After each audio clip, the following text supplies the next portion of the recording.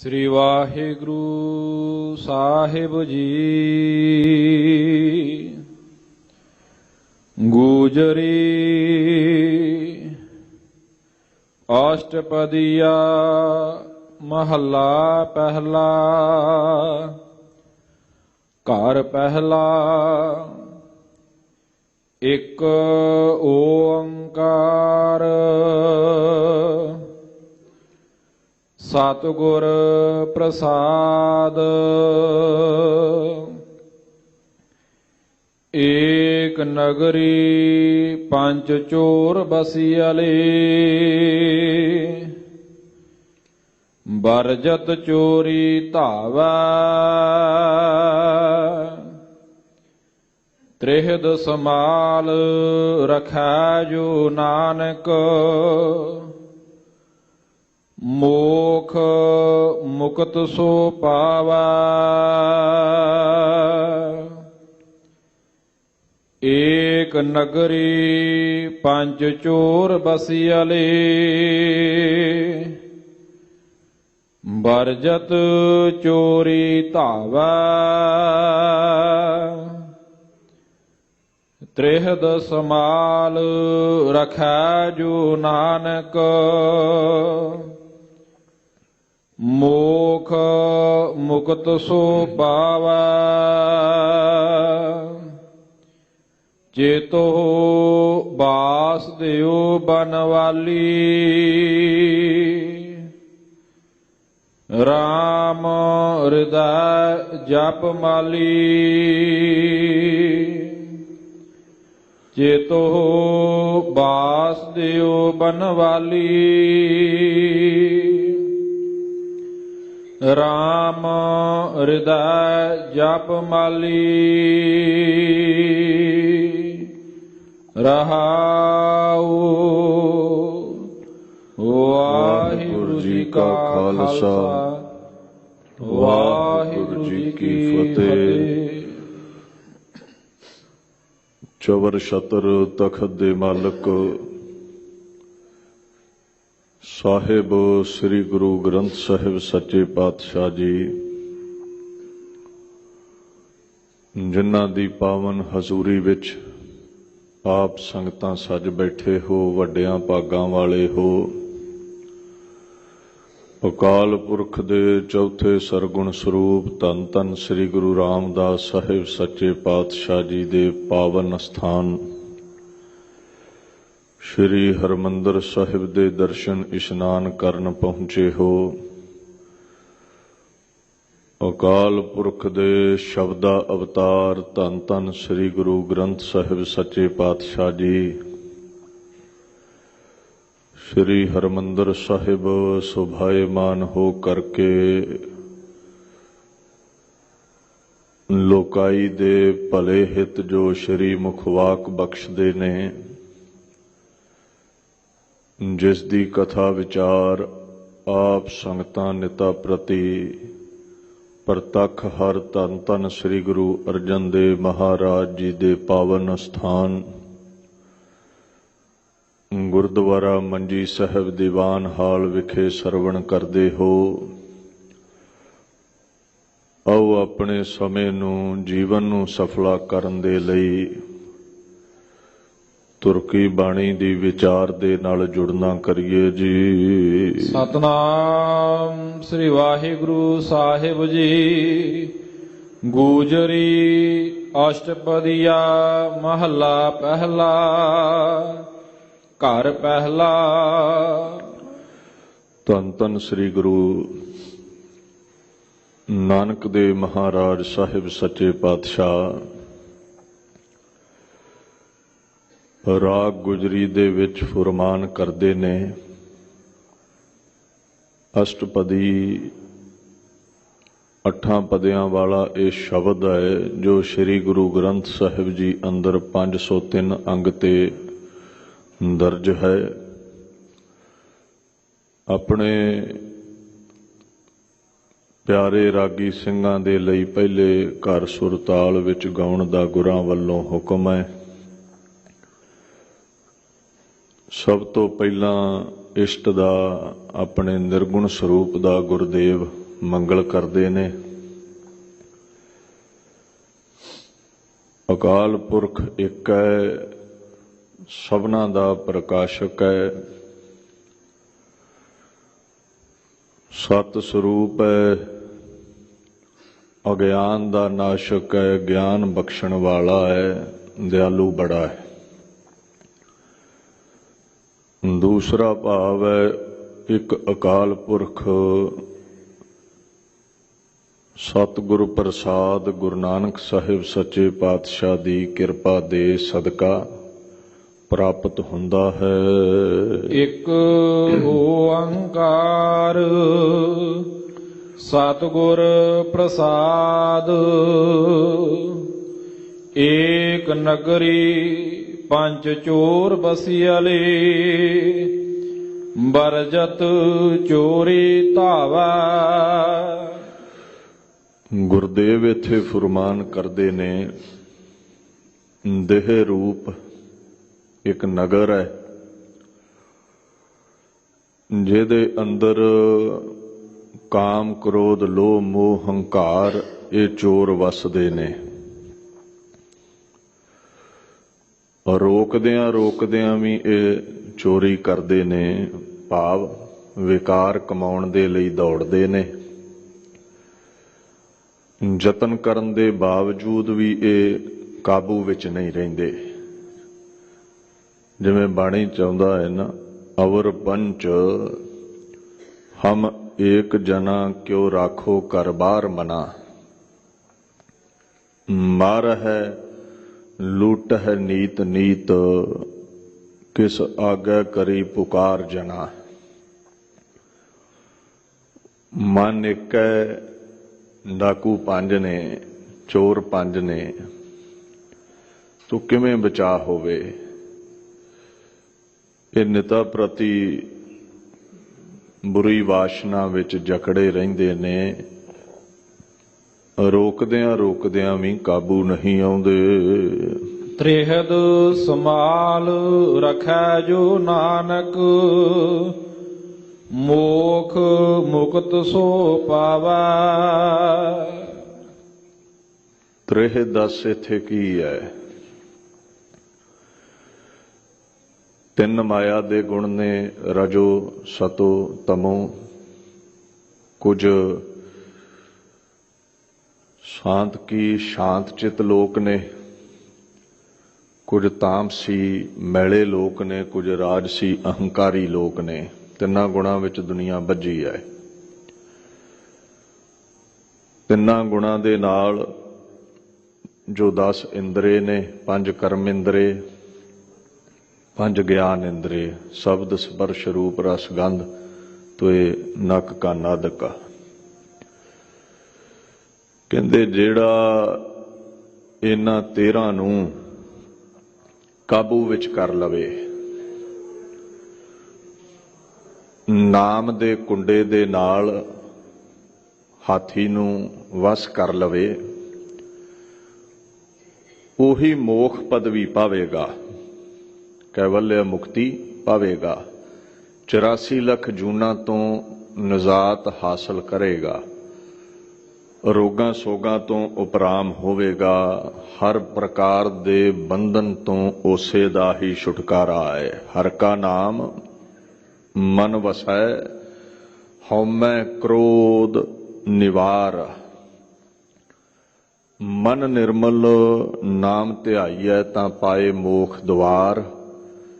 ਨਾਮ ਦੇ ਆਸਰੇ ਹੀ ਮੁਕਤੀ ਮਿਲ ਸਕਦੀ ਹੈ, ਹੋਰ ਕੋਈ ਰਸਤਾ ਨਹੀਂ ਹੈ।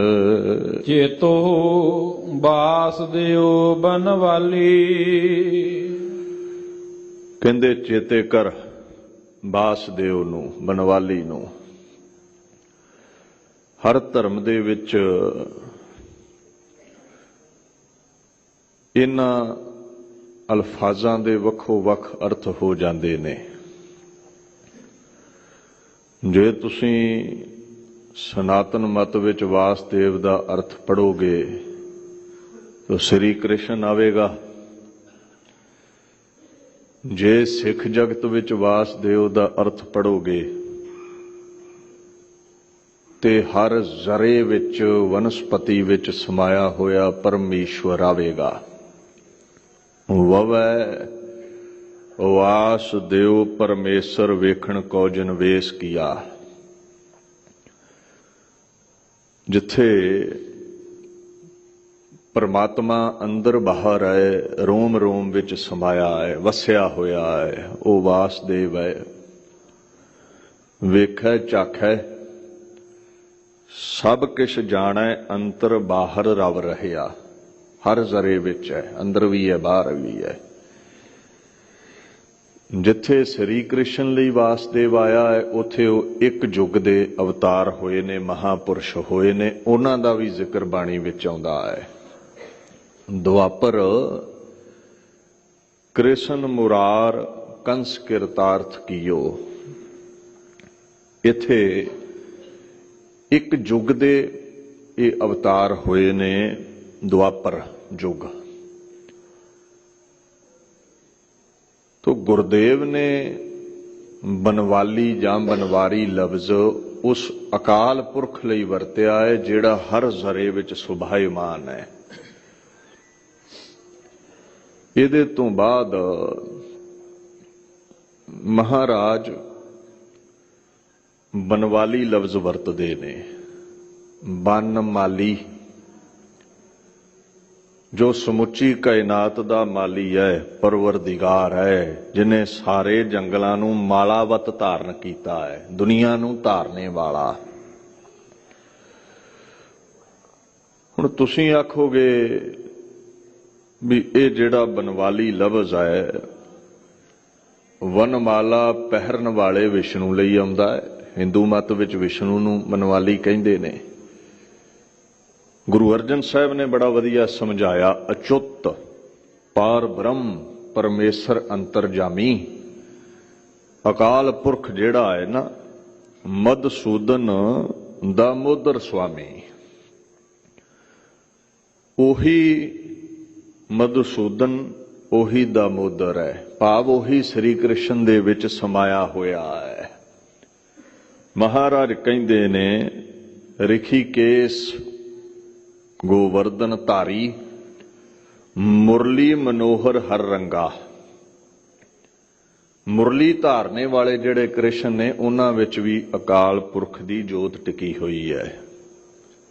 ਇਹ ਜਿੰਨੇ ਵੀ ਅਵਤਾਰ ਨੇ, ਅਕਾਲ ਪੁਰਖ ਦੇ ਭੇਜੇ ਹੋਏ ਨੇ। ਮੋਹਨ ਮਾਧਵ, ਕ੍ਰਿਸ਼ਨ ਮੁਰਾਰੇ, ਜਗਦੀਸ਼ਰ ਹਰ ਜੀਓ, ਅਸੁਰ ਸੰਘਾਰੇ। ਚਾਹੇ ਸ਼੍ਰੀ ਰਾਮਚੰਦ ਨੇ, ਉਹਨਾਂ ਬਾਰੇ ਵੀ ਆਉਂਦਾ ਹੈ, ਸ਼੍ਰੀ ਰਾਮਚੰਦ ਜਿਸ ਰੂਪ ਨਾ ਰੇਖਿਆ, ਬਨਵਾਲੀ ਚੱਕਰ ਪਾਣ ਦਰਸ ਅਨੂਪਿਆ। ਉਹਨਾਂ ਮਹਾਂਪੁਰਸ਼ਾਂ ਵਿੱਚ ਵੀ ਪਰਮਾਤਮਾ ਦੀ ਜੋਤ ਪ੍ਰਗਟ ਹੈ। ਅਖੀਰ ਪਾਤਸ਼ਾਹ ਕਹਿੰਦੇ ਨੇ, ਸਹਿਸ ਨੇਤਰ ਮੂਰਤ ਹੈ ਸਹਿਸਾ। ਇੱਕ ਦਾਤਾ ਸਭ ਹੈ ਮੰਗਾ। ਇਹ ਜਿੰਨੇ ਵੀ ਅਵਤਾਰ ਨੇ, ਸਾਰੇ ਉਹਦੇ ਦਰ ਦੇ ਹੀ ਮੰਗਤੇ ਨੇ। ਉਹ ਸਭਨਾਂ ਦਾ ਦਾਤਾਰ ਹੈ। ਏਦਾਂ ਸਰਗੁਣ ਤੌਰ ਤੇ ਹਜ਼ਾਰਾਂ ਹੀ ਉਹਦੇ ਰੂਪ ਨੇ, ਹਜ਼ਾਰਾਂ ਹੀ ਉਹਦੇ ਨੇਤਰ ਨੇ, ਹਜ਼ਾਰਾਂ ਹੀ ਲੱਤਾਂ ਬਾਹਾਂ ਨੇ। ਜਗ ਜੀਵਨ ਅਵਿਨਾਸੀ ਠਾਕੁਰ, ਘਟ ਘਟ ਵਾਸੀ ਹੈ ਸੰਗਾ। ਪਰ ਇਹ ਜਿੰਨੇ ਵੀ ਅਵਤਾਰ ਨੇ, ਇਹ ਯੁੱਗਾਂ ਤੱਕ ਸੀਮਿਤ ਨੇ। ਕੋਈ ਦੁਆਪਰ ਦਾ ਆਗੂ ਹੈ, ਕੋਈ ਕਲਯੁਗ ਦਾ ਆਗੂ ਹੈ। ਜਿਹੜਾ ਅਕਾਲ ਪੁਰਖ ਹੈ, ਉਹ ਚੌਹਾਂ ਯੁੱਗਾਂ ਦਾ ਮਾਲਕ ਹੈ, ਹਰ ਘਟ ਵਿੱਚ ਵਸਿਆ ਹੈ। ਇਹ ਸਾਰੇ ਹੀ ਅਵਤਾਰ ਉਹਦੇ ਭੇਜੇ ਨੇ, ਉਹਦੀ ਇਹਨਾਂ ਵਿੱਚ ਜੋਤ ਹੈ। ਉਹਦੀਆਂ ਕਲਾ ਲੈ ਕੇ ਦੁਨੀਆ ਤੇ ਆਏ ਨੇ, ਦੁਨੀਆ ਦਾ ਉਧਾਰ ਕਰਨ। ਤੋ ਸਮਝ ਲਿਓ, ਹੁਣ ਪਿਤਾ ਲਫ਼ਜ਼ ਹੈ, ਤੁਸੀਂ ਆਪਣੇ ਪਿਤਾ ਲਈ ਵਰਤੋਗੇ, ਮੈਂ ਆਪਣੇ ਪਿਤਾ ਲਈ ਵਰਤਾਂਗਾ। ਤੇ ਜਦੋਂ ਤੁਸੀਂ ਆਪਣੇ ਪਿਤਾ ਲਈ ਇਹ ਲਫ਼ਜ਼ ਵਰਤਦੇ ਹੋ, ਤੇ ਇਹਦਾ ਭਾਵ ਮੇਰਾ ਪਿਤਾ ਨਹੀਂ ਹੈ, ਤੁਹਾਡਾ ਪਿਤਾ ਹੈ। ਕਈ ਵਾਰ ਅਲਫਾਜ਼ ਜਿਹੜੇ ਹੁੰਦੇ ਨੇ, ਉਹ ਉਹੀ ਹੁੰਦੇ ਨੇ, ਉਹਨਾਂ ਦਾ ਅਰਥ ਡਿਫਰੈਂਸ਼ੀਏਟ ਕਰਦਾ ਹੈ ਹਰ ਧਰਮ ਦੇ ਵਿੱਚ। ਜਿਵੇਂ ਸਨਾਤਨ ਮਤ ਵਿੱਚ ਰਾਮ ਲਫ਼ਜ਼ ਸ਼੍ਰੀ ਰਾਮਚੰਦਰ ਮਹਾਰਾਜ ਲਈ ਆਉਂਦਾ ਹੈ। ਗੁਰੂ ਗ੍ਰੰਥ ਸਾਹਿਬ ਦੇ ਵਿੱਚ ਰਾਮ ਲਫ਼ਜ਼ ਰਮਤ ਰਾਮ ਸਭ ਰਹਿਓ ਸਮਾਏ, ਚੌਵਾਂ ਯੁੱਗਾਂ ਵਿੱਚ ਜਿਹੜਾ ਹਰ ਜ਼ਰੇ ਅੰਦਰ ਸਮਾਇਆ ਹੈ ਉਹਦੇ ਲਈ ਆਉਂਦਾ ਹੈ। ਕਿਧਰੇ ਕਿਧਰੇ ਸ਼੍ਰੀ ਰਾਮਚੰਦਰ ਲਈ ਵੀ ਇਹ ਲਫ਼ਜ਼ ਆਇਆ ਹੈ, ਰਾਮ ਗਇਓ ਰਾਵਣ ਗਇਓ ਜਾਂ ਕੋ ਬਹੁ ਪਰਿਵਾਰ। ਖੈਰ ਗੁਰਦੇਵ ਕਹਿੰਦੇ ਨੇ ਵਸੁਦੇਵ ਬਨਵਾਲੀ ਨੂੰ ਚੇਤੇ ਕਰ, ਧਿਆਨ ਧਾਰਿਆ ਕਰ ਉਸਦੇ ਨਾਮ ਦਾ। ਰਾਮ ਹਿਰਦੈ ਜਪ ਮਾਲੀ, ਰਮੇ ਹੋਏ ਰਾਮ ਨੂੰ ਜ਼ਿਹਨ ਵਿੱਚ ਟਿਕਾ ਲਾ, ਉਹਦੇ ਨਾਮ ਦੀ ਮਾਲਾ ਫੇਰ, ਜਾਂ ਆਪਣੇ ਸਾਹਾਂ ਦੇ ਧਾਗੇ ਵਿੱਚ ਰਾਮ ਦੇ ਨਾਮ ਦੇ ਮਣਕੇ ਪਰੋਲਾ। ਮਾਲਾ ਦਾ ਵੀ ਕਿਧਰੇ ਬਾਣੀ 'ਚ ਖੰਡਨ ਨਹੀਂ ਹੈ। ਕਈ ਵਾਰ ਬਾਹਰ ਮੁਖੀ ਮਾਲਾ ਦਾ ਖੰਡਨ ਕਰਕੇ ਅਸੀਂ ਇੱਥੇ ਹੀ ਆ ਜਾਂਦੇ, ਨਹੀਂ ਜੀ ਇੱਥੇ ਤੇ ਨਾਮ ਜਪਣ ਨੂੰ ਹੀ ਮਾਲਾ ਕਿਹਾ ਹੈ। ਕਬੀਰ ਦੀ ਮਾਂ ਤੇ ਕਹਿੰਦੀ ਕਬੀਰ ਸਾਰੀ ਦਿਹਾੜੀ ਮਾਲਾ ਲੈ ਕੇ ਬੈਠੇ ਰਹਿੰਦੇ ਨੇ, ਕਿੱਥੇ ਦੌੜੋਗੇ? ਇਹ ਪੰਕਤੀਆਂ ਕਿੱਥੇ ਲੈ ਜਾਓਗੇ? ਹਮਾਰੇ ਕੁਲ ਕੌਨੇ ਰਾਮ ਕਹਿਓ, ਜਬ ਕੀ ਮਾਲਾ ਲਈ ਨਿਪੁੱਤੇ ਤਬ ਤੇ ਸੁਖ ਨਾ ਭਇਓ। ਇਹ ਕਮਾਈ ਛੱਡ ਗਿਆ ਹੈ, ਖੱਡੀ 'ਚ ਜਾਂਦਾ ਹੀ ਨਹੀਂ ਜੁਲਾਇਆ, ਇਹ ਮਾਲਾ ਲੈ ਕੇ ਬੈਠਾ ਰਹਿੰਦਾ। ਦਿਖਾਵਾ ਕਰੋ ਤੇ ਧਾਰਮਿਕ ਲਿਬਾਸ ਪਖੰਡ ਹੈ, ਤੇ ਜੇ ਅੰਤਰਲਿਵ ਜੁੜੀ ਹੋਈ ਹੈ ਤੇ ਫਿਰ ਸਭ ਸਫਲਾ ਹੈ। ਕਈ ਵਾਰ ਲੋਕ ਵੇਖਣ ਤੇ ਬੰਦਾ ਮਾਲਾ ਕੱਢ ਲੈਂਦਾ ਹੈ ਵੀ ਬੜੀ ਮਾਲਾ ਫੇਰਦਾ, ਪੂਜਾ ਪ੍ਰਤਿਸ਼ਠਾ ਹੋਵੇ, ਜਦੋਂ ਕੋਈ ਵੇਖੇ ਨਾ ਉਦੋਂ ਨਾਮ ਜਪਦਾ ਹੀ ਨਹੀਂ ਹੈ, ਉਦੋਂ ਮਾਲਾ ਜੇਬ 'ਚ ਪਾ ਲੈਂਦਾ। ਇਹ ਵਿਖਾਵਾ ਹੋ ਗਿਆ। ਲੋਕਾਂ ਸਾਹਮਣੇ ਜਪਦਾ ਹੈ ਤੇ ਜਦੋਂ ਨਹੀਂ ਕੋਈ ਵੇਂਦਾ ਉਦੋਂ ਵੀ ਜਪਿਆ ਕਰ, ਫਿਰ ਮਾਲਾ ਫੇਰੀ ਸਫਲੀ ਹੈ। ਤੋ ਮਹਾਰਾਜ ਕਹਿੰਦੇ ਰਾਮ ਦੇ ਨਾਮ ਦੀ ਜਪ ਮਾਲਾ ਜਪਿਆ ਕਰੋ, ਉਹਦੇ ਗੀਤ ਗਾਇਆ ਕਰੋ। ਰਹਾਉ ਉਰਦ ਮੂਲ ਜਿਸ ਸਾਖ ਤਲਾਹਾ, ਚਾਰ ਵੇਦ ਜਿਤ ਲਾਗੀ। ਉਹ ਜਿਹੜਾ ਪਰਮੇਸ਼ਵਰ ਹੈ ਉਹ ਮਾਇਆ ਦਾ ਮੂਲ ਹੈ, ਮਾਇਆ ਦੇ ਪ੍ਰਭਾਵ ਤੋਂ ਉੱਚਾ ਹੈ। ਉਹ ਉੱਪਰ ਉੱਠਿਆ ਹੋਇਆ ਹੈ ਮਾਇਆ ਤੋਂ, ਮਾਇਆ ਉਹਦੇ ਅਧੀਨ ਚੱਲਦੀ ਹੈ। ਉਰਦ ਉੱਚਾ ਬੜਾ ਹੈ ਉਹ ਜਿਹੜਾ ਪ੍ਰਮਾਤਮਾ ਹੈ। ਇਹ ਦੁਨੀਆ ਜਿਹੜੀ ਪ੍ਰਫੁੱਲਤ ਹੈ ਇਹ ਉਹਦੀਆਂ ਸ਼ਾਖਾਵਾਂ ਨੇ, ਤੇ ਜਿਹੜੇ ਧਾਰਮਿਕ ਗ੍ਰੰਥ ਨੇ ਇਹ ਉਹਦੇ ਪੱਤੇ ਨੇ। ਵੇਦ ਆਦਿਕ ਗ੍ਰੰਥਾਂ ਦੇ ਵਿੱਚ ਬ੍ਰਹਮ ਦੀ ਵਡਿਆਈ ਹੈ, ਮਾਇਆ ਦੀ ਪ੍ਰਬਲਤਾ ਦਰਸਾਈ ਹੋਈ ਹੈ ਵੀ ਕਿਵੇਂ ਦੁਨੀਆ ਤੇ ਪ੍ਰਭਾਵ ਪਾਉਂਦੀ ਹੈ। ਸਹਿਜ ਭਾਈ ਜਾਏ ਤੇ ਨਾਨਕ, ਪਾਰ ਬ੍ਰਹਮ ਲਿਵ ਜਾਗੀ। ਧਾਰਮਿਕ ਗ੍ਰੰਥ ਵੀ ਇਹੀ ਕਥਨ ਕਰਦੇ ਨੇ,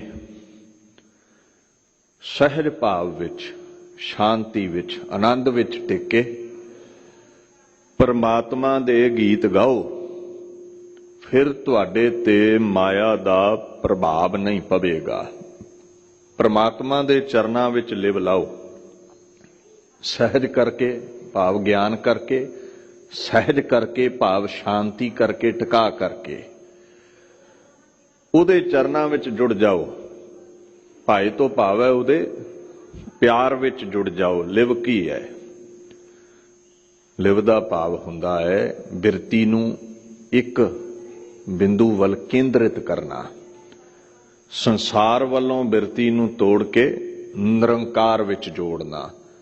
ਤੋ ਇਦਾਂ ਫਿਰ ਜਦੋਂ ਬਿਰਤੀ ਜੁੜੇਗੀ ਫਿਰ ਮਾਇਆ ਦਾ ਪ੍ਰਭਾਵ ਨਹੀਂ ਪਵੇਗਾ। ਪਾਰ ਜਾਤ ਘਰ ਆਂਗਣ ਮੇਰਾ, ਪਾਹੁਪ ਪਤਰ ਤਤ ਡਾਲਾ। ਸਨਾਤਨ ਮਤ ਦੇ ਵਿੱਚ ਇੱਕ ਪਾਰਜਾਤ ਰੁੱਖ ਗਿਣੀਦਾ ਹੈ। ਪਾਰ ਭਾਵ ਸਮੁੰਦਰ ਤੋਂ ਪੈਦਾ ਹੋਇਆ ਜਿਹੜਾ ਰੁੱਖ ਹੈ। ਜਦੋਂ ਸਮੁੰਦਰ ਰਿੜਕਿਆ ਸੀ ਨਾ ਦੇਵਤਿਆਂ ਨੇ, ਉਦੋਂ ਇੱਕ ਰੁੱਖ ਨਿਕਲਿਆ ਸੀ। ਇਹ ਦੇਵਲੋਕ ਵਿੱਚ ਮੰਨੀਦਾ ਹੈ। ਕਹਿੰਦੇ ਇੱਕ ਵਾਰ ਕ੍ਰਿਸ਼ਨ ਮਹਾਰਾਜ ਇੰਦਰਦੇਵ ਨੂੰ ਮਿਲੇ। ਹੁਣ ਇੱਕ ਤਰਫ ਇੰਦਰ ਦੀ ਇਸਤਰੀ ਸਚੀ ਹੈ ਜਿਹਨੂੰ ਇਹ ਰੁੱਖ ਬੜਾ ਪਿਆਰਾ ਹੈ, ਤੇ ਦੂਜੇ ਬੰਨੇ ਸ੍ਰੀ ਕ੍ਰਿਸ਼ਨ ਮਹਾਰਾਜ ਦੀ ਘਰਵਾਲੀ ਹੈ ਸਤਿਅਭਾਮਾ, ਉਹਨੂੰ ਰੁੱਖ ਬੜਾ ਪਿਆਰਾ ਹੈ। ਉਹ ਕਹਿੰਦੀ ਰੁੱਖ ਮੈਨੂੰ ਚਾਹੀਦਾ ਹੈ। ਇੰਦਰ ਦੇਵ ਤੇ ਕ੍ਰਿਸ਼ਨ ਦੇਵ ਦਾ ਯੁੱਧ ਹੋ ਗਿਆ। ਇੰਦਰ ਹਾਰਿਆ। ਸ੍ਰੀ ਕ੍ਰਿਸ਼ਨ ਉਹ ਜਿਹੜਾ ਰੁੱਖ ਹੈ ਉਹ ਲੈ ਕੇ ਦੇਵ ਲੋਕ ਤੋਂ ਆਪਣੇ ਨਗਰ ਆਏ। ਇਹ ਐਵੇਂ ਵਾਧੂ ਦੀਆਂ ਕਹਾਣੀਆਂ ਨਹੀਂ, ਗੁਰੂ ਗ੍ਰੰਥ ਸਾਹਿਬ ਵਿੱਚ ਇਹਦਾ ਜ਼ਿਕਰ ਹੈ, ਤੇ ਜੋ ਗੁਰੂ ਗ੍ਰੰਥ ਸਾਹਿਬ ਵਿੱਚ ਆ ਗਿਆ ਉਹ ਪੱਥਰ ਤੇ ਲਕੀਰ ਹੈ। ਬਾਣੀ ਨੂੰ ਮਿੱਥ ਕਹਿਣ ਵਾਲੇ ਨਰਕਾਂ ਨੂੰ ਹੀ ਜਾਂਦੇ ਹੁੰਦੇ ਨੇ। ਧਿਆਨ ਦਿਓ, ਗੁਰੂ ਦਾ ਹੁਕਮ ਹੈ ਬੋਲੀਐ ਸੱਚ ਧਰਮ ਝੂਠ ਨਾ ਬੋਲੀਐ। ਸੱਚ ਬੋਲਣਾ ਹੈ ਤੇ ਆਪ ਮਿੱਥ ਉਦਾਹਰਨਾ ਗੁਰੂ ਕਿਉਂ ਦਵੇਗਾ? ਪੁੱਛੋ ਜੀ ਇਹ ਆ ਕਹਾਣੀ ਸੱਚੀ ਹੈ ਪਾਰਜਾਤ ਵਾਲੀ? ਤੋ ਗੁਰੂ ਗ੍ਰੰਥ ਸਾਹਿਬ ਵਿੱਚ ਆਉਂਦਾ ਹੈ ਪਾਰਜਾਤ ਗੋਪੀ ਲੈ ਆਇਆ ਬਰਿੰਦਰਾ ਬਨ ਮਹਿ ਰੰਗ ਕੀਆ। ਗੋਪੀ ਦੇ ਕਹਿਣ ਤੇ, ਸਤਿਭਾਮਾ ਦੇ ਕਹਿਣ ਤੇ ਸ੍ਰੀ ਕ੍ਰਿਸ਼ਨ ਪਾਰਜਾਤ ਰੁੱਖ ਲੈ ਆਇਆ ਔਰ ਬਰਿੰਦਰਾ ਬਨ ਦੇ ਵਿੱਚ ਆਨੰਦ ਲੈਂਦਾ ਰਿਹਾ।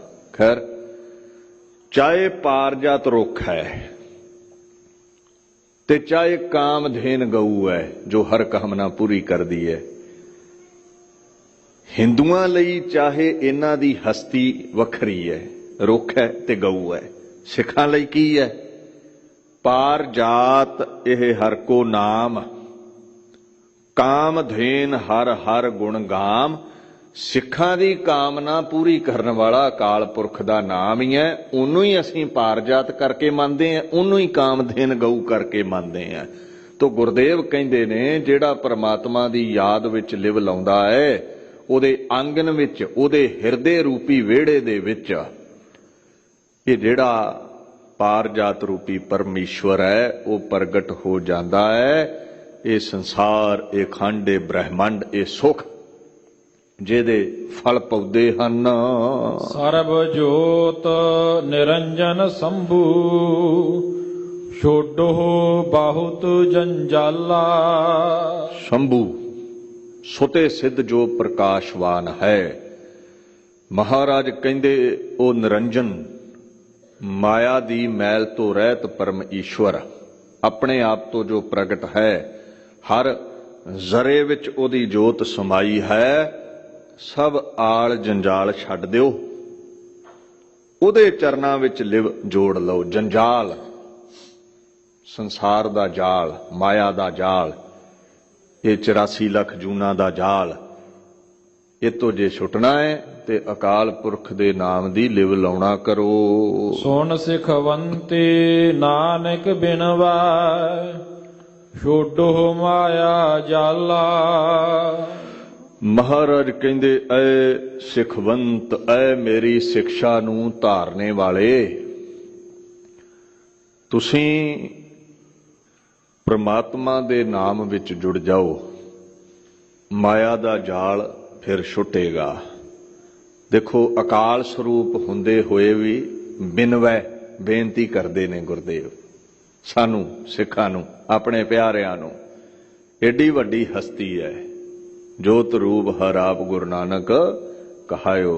ਦ providing Lord is called Guru Nanak. ਹਰ ਜ਼ਰੇ 'ਚ ਪ੍ਰਗਟ ਜੋ ਹੈ ਉਹ ਖੁਦਾ ਗੁਰੂ ਨਾਨਕ ਹੈ। ਇੰਨੀ ਨਿਰਮਾਣਤਾ ਹੈ। ਧਰਮ ਨਿਰਮਾਣਤਾ ਦਾ ਵਿਸ਼ਾ ਪ੍ਰੇਮ ਦਾ, ਧੱਕੇ ਦਾ ਨਹੀਂ। ਧੱਕੇ ਨਾਲ ਧਰਮ ਨਹੀਂ ਪ੍ਰਫੁੱਲਤ ਹੁੰਦੇ, ਪ੍ਰੇਮ ਨਾਲ।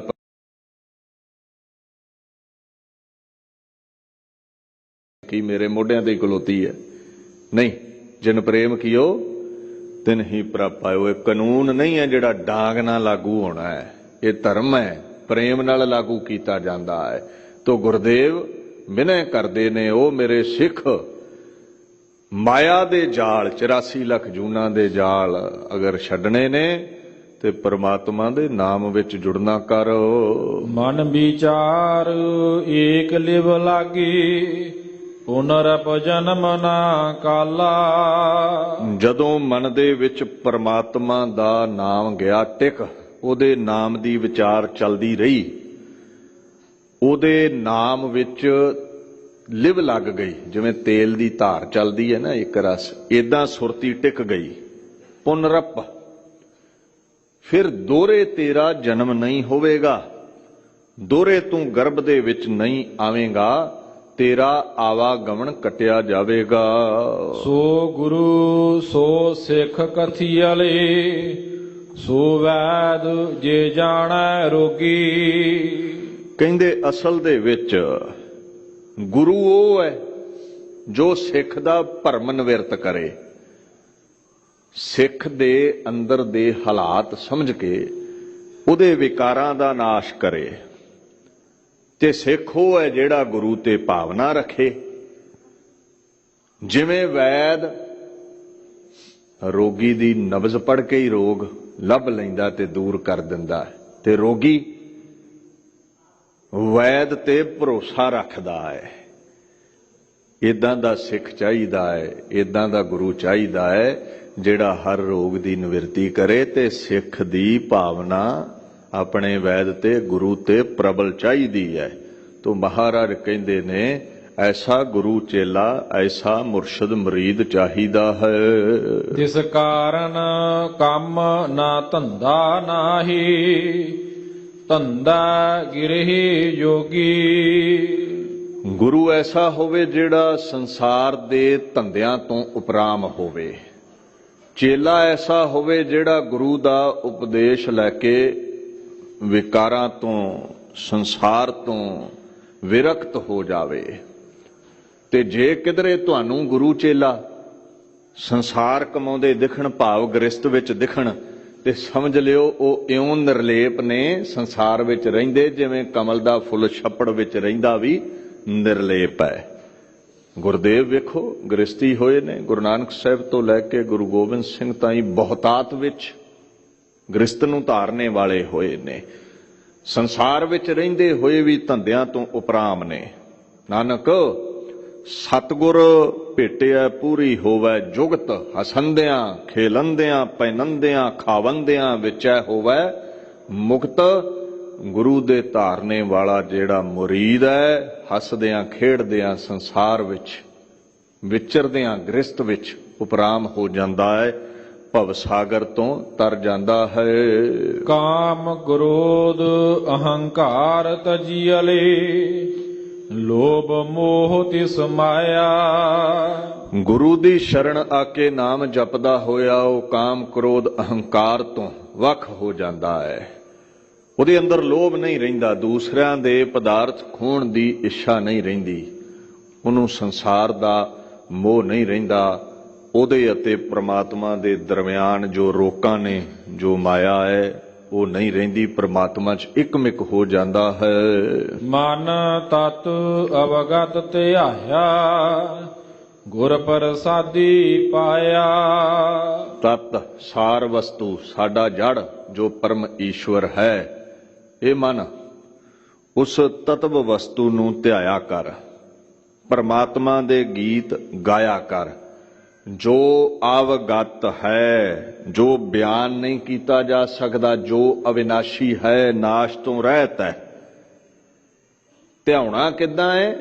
ਗੁਰੂ ਦੇ ਚਰਨਾਂ ਵਿੱਚ ਬੈਠ ਕੇ ਸ਼ਬਦ ਦਾ ਉਪਦੇਸ਼ ਲੈ ਕੇ। ਤੇ ਜਿਹੜਾ ਫਿਰ ਧਿਆਉਂਦਾ ਹੈ ਗੁਰਪ੍ਰਸਾਦੀ, ਉਹਨੂੰ ਪਰਮਾਤਮਾ ਦੀ ਪ੍ਰਾਪਤੀ ਹੁੰਦੀ ਹੈ। ਗੁਰਪ੍ਰਸਾਦੀ ਸੱਚਾ ਹਰਿ ਪਾਏ, ਪਰਮਾਤਮਾ ਉਹਨਾਂ ਨੂੰ ਮਿਲ ਜਾਂਦਾ ਹੈ। ਗਿਆਨ ਧਿਆਨ ਸਬਦਾਤ ਕਥੀਅਲੇ, ਸੇਤ ਬਰਨ ਸਭ ਦੂਤਾ। ਦੁਨੀਆ ਦਾ ਗਿਆਨ ਹੋਣਾ ਕੋਈ ਵੱਡੀ ਗੱਲ ਨਹੀਂ, ਸਕੂਲਾਂ ਕਾਲਜਾਂ ਵਿੱਚ ਹੋ ਜਾਂਦਾ ਹੈ, ਗੁਰੂ ਕੁਲ ਵਿੱਚ ਜਾ ਕੇ ਹੋ ਜਾਂਦਾ ਹੈ। ਪਰ ਰੱਬ ਦਾ ਗਿਆਨ, ਪਰਮਾਰਥ ਦਾ ਰਸਤਾ ਮਾਲੂਮ ਹੋ ਜਾਣਾ, ਇਹ ਵਿਰਲੇ ਕਿਸੇ ਨੂੰ ਹੀ ਦਾਤ ਮਿਲਦੀ ਹੈ। ਸੰਸਾਰ ਦਾ ਧਿਆਨ ਸਾਰੇ ਹੀ ਲਾ ਲੈਂਦੇ ਨੇ, ਨਿਰੰਕਾਰ ਦਾ ਧਿਆਨ ਕਿਸੇ ਵਿਰਲੇ ਕੋਲੋਂ ਹੀ ਲੱਗਾ ਹੈ। ਤੋ ਕਹਿੰਦੇ ਇਹ ਵੱਡੀ ਦਾਤ ਹੈ, ਪਰਮਾਤਮਾ ਦਾ ਗਿਆਨ ਤੇ ਉਹਦੇ ਚਰਨਾਂ ਦਾ ਧਿਆਨ ਜੁੜ ਜਾਣਾ। ਤੇ ਜਦੋਂ ਇਹ ਅਵਸਥਾ ਤੇ ਪਹੁੰਚ ਜਾਈਦਾ ਹੈ, ਅੱਗੇ ਲਫ਼ਜ਼ ਵਰਤਿਆ ਹੈ ਸੇਤ ਬਰਨ, ਭਾਵ ਰੰਗ ਚਿੱਟਾ ਪੈ ਜਾਣਾ। ਜਿਹੜੇ ਕਾਮ ਕ੍ਰੋਧ ਲੋਭ ਮੋਹ ਹੰਕਾਰ ਨੇ, ਵਿਕਾਰ ਨੇ, ਉਹਨਾਂ ਦਾ ਰੰਗ ਫਿੱਕਾ ਪੈ ਗਿਆ, ਚਿੱਟਾ ਪੈ ਗਿਆ। ਉਹ ਭੈ ਸਹਿਤ ਹੋ ਗਏ ਵੀ ਇੱਥੇ ਨਹੀਂ ਚੱਲਣੀ, ਹੁਣ ਇਹ ਤੇ ਨਾਮ ਬੜਾ ਜਪਦਾ ਹੈ। ਬ੍ਰਹਮ ਕਮਲ ਮਦ ਤਾਸ ਰਸਾਦੰ, ਜਾਗਤ ਨਾਹੀ ਸੂਤਾ। ਐਸਾ ਜਿਹੜਾ ਗੁਰਮੁਖ ਪਿਆਰਾ ਹੈ ਰਸਾਧੰ, ਉਹ ਰਸ ਚੱਖ ਲੈਂਦਾ ਹੈ। ਕਾਹਦਾ ਜੀ? ਬ੍ਰਹਮ ਕਮਲ ਦਾ। ਜੋ ਪਰਮੇਸ਼ਵਰ ਹੈ ਉਹਦੇ ਨਾਮ ਦਾ ਸ਼ਹਿਦ ਰੂਪੀ ਅੰਮ੍ਰਿਤ ਰੂਪੀ ਰਸ ਉਹਨੂੰ ਪ੍ਰਾਪਤ ਹੋ ਜਾਂਦਾ। ਫਿਰ ਉਹ ਕਦੇ ਵੀ ਮਾਇਆ ਦੀ ਨੀਂਦ ਵਿੱਚ ਸੌਂਦਾ ਨਹੀਂ ਹੈ, ਅਵਿਦਿਆ ਦੀ ਨੀਂਦ ਵਿੱਚ ਸੌਂਦਾ ਨਹੀਂ ਹੈ, ਕਾਮ ਕ੍ਰੋਧ ਲੋਭ ਮੋਹ ਹੰਕਾਰ ਵਿੱਚ ਸੌਂਦਾ ਨਹੀਂ ਹੈ। ਮਹਾ ਗੰਭੀਰ ਪਤਰ ਪਾਤਾਲਾ, ਨਾਨਕ ਸਰਬ ਜੁਆਇਆ। ਪਰਮੇਸ਼ਵਰ ਬੜਾ ਡੂੰਘਾ ਹੈ, ਮਹਾ ਗੰਭੀਰ ਹੈ, ਜਿਹਦਾ ਥਲੜਾ ਪਾਸਾ ਨਹੀਂ ਦਿਖਦਾ। ਸਾਗਰ ਦਾ ਤੇ ਉਰਲਾ ਪਰਲਾ ਕੰਢਾ ਦਿਖ ਜਾਂਦਾ ਹੈ, ਪਰਮਾਤਮਾ ਦਾ ਕੋਈ ਕੰਢਾ ਨਹੀਂ ਹੈ। ਏਡੀ ਵੱਡੀ ਬੁਲੰਦ ਹਸਤੀ ਹੈ, ਉਹਦੀ ਜੜ ਡੂੰਘੀ ਹੈ ਜੋ ਨਜ਼ਰੀ ਨਹੀਂ ਆਉਂਦੀ। ਇਹ ਪਾਤਾਲ, ਇਹ ਆਕਾਸ਼, ਇਹ ਮਿਲੀਅਨਸ ਆਫ ਗੈਲੈਕਸੀਜ਼, ਇਹ ਸਭ ਉਹਨੂੰ ਲੱਗੇ ਹੋਏ ਫਲ ਫੁੱਲ ਨੇ। ਇਹ ਉਸੇ ਪਰਮੇਸ਼ਵਰ ਦਾ ਵਿਸਥਾਰ ਹੈ। ਤੋ ਗੁਰਦੇਵ ਕਹਿੰਦੇ ਨੇ ਪਰਮਾਤਮਾ ਸਾਰੀ ਮਨੁੱਖਤਾ ਵਿੱਚ 84 ਲੱਖ ਜੂਨਾਂ ਵਿੱਚ, ਖੰਡਾਂ ਬ੍ਰਹਿਮੰਡਾਂ ਵਿੱਚ, ਗੈਲੈਕਸੀਜ਼ ਦੇ ਵਿੱਚ ਆਪ ਸਮਾਇਆ ਹੈ। ਹਰ ਜ਼ਰੇ ਦੇ ਵਿੱਚ ਉਹਦੀ ਜੋਤ ਜੁੜੀ ਹੋਈ ਹੈ, ਉਹਦਾ ਸੰਜੋਗ ਬਣਿਆ ਹੋਇਆ। ਜੋ ਆਇਆ ਕੀ ਹੁੰਦਾ? ਸੰਬੰਧਿਤ ਹੋਣਾ। ਉਹ ਹਰ ਜ਼ਰੇ ਦੇ ਨਾਲ ਸੰਬੰਧਿਤ ਹੈ, ਉਹ ਕਿਸੇ ਪਾਸੋਂ ਵੀ ਦੂਰ ਨਹੀਂ ਹੈ। ਉਪਦੇਸ਼ ਗੁਰੂ ਮਮ ਪੁਨਹਿ ਨ ਗਰਬੰ, ਬਿਖ ਤਜ ਅੰਮ੍ਰਿਤ ਪੀ ਆਇਆ। ਗੁਰੂ ਨਾਨਕ ਸਾਹਿਬ ਸੱਚੇ ਪਾਤਸ਼ਾਹ ਦਾ ਜਿਨ੍ਹਾਂ ਨੇ ਉਪਦੇਸ਼ ਲੈ ਲਿਆ, ਉਹ ਫਿਰ ਪੁਨਹਿ ਨ ਗਰਭੰ, ਦੋਹਰੇ ਗਰਭ ਵਿੱਚ ਨਹੀਂ ਆਉਂਦੇ।